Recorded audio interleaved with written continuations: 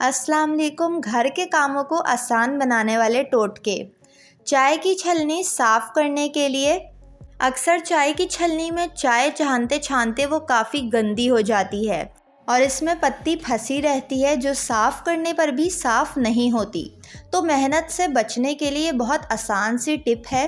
इस पर अमल करके आप अपनी चाय की छलनी बेहद आसान तरीके से साफ़ कर सकते हैं। ध्यान रहे कि आपकी चाय की छलनी स्टील की हो।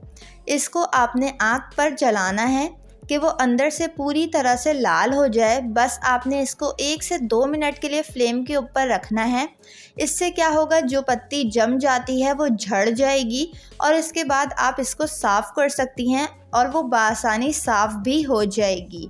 गोभी में कीड़े के लिए, अगर गोभी में कीड़े निकलते हैं तो गोभी को काट लें।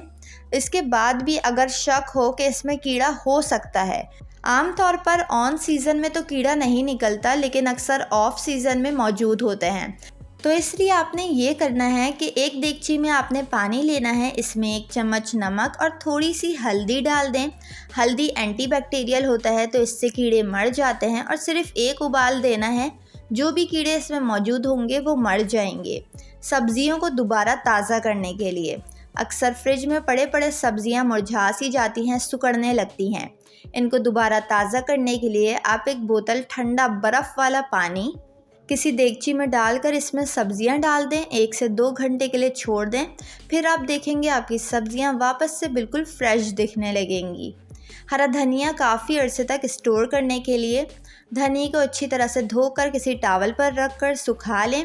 धूप में हरगिज़ नहीं सुखाना है वरना ये मुरझा जाएंगे। और अगर तौलिए से हरा धनिया बहुत जल्दी नहीं सूख रहा हो तो फौरी तौर पर सुखाने के लिए आप हेयर ड्रायर का इस्तेमाल कर सकती हैं। इससे हरा धनिया बहुत आसानी से सूख जाएगा। अगर हरा धनिया में थोड़ा सा भी पानी रह गया तो वो पूरे धनिए को ख़राब कर देगा और सड़ जाएगा। जब ये अच्छी तरह सूख जाए तो इसको चॉप करके फ्रिज में किसी डब्बे में स्टोर कर लें और 2 से 3 महीने तक ये बिल्कुल भी ख़राब नहीं होगा।